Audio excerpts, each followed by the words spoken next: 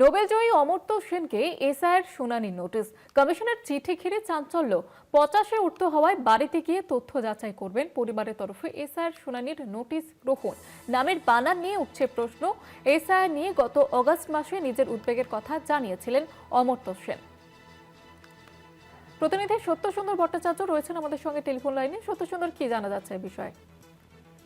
দেখো, নোবেলজয়ী অর্থনীতিবিদ অমর্ত্য সেন তাকে এসআইআর এর শুনানির নোটিশ পাঠানো হয়েছে, এমনটাই কমিশন সূত্রে জানা যাচ্ছে। এবং সেক্ষেত্রে যেটা জানা যাচ্ছে যে লজিক্যাল টেক্সটুয়েন্সি অর্থাৎ তার বানান এর বিষয়ে কিছু অসঙ্গতি কমিশনের নজরে এসেছে এবং সেই কারণেই তাকে শুনানির নোটিশ পাঠানো হয়েছে। এবং তার পরিবারের তরফে এই শুনানির নোটিশ গ্রহণ করেছে, তারা অ্যাকসেপ্ট করেছেন, এমনটাই কমিশন সূত্রে খবর।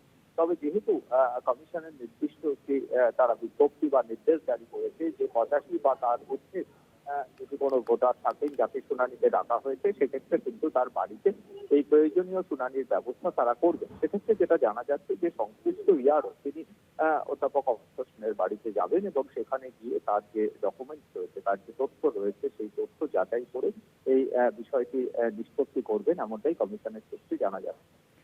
ধন্যবাদ জানাবো সত্যসুন্দর।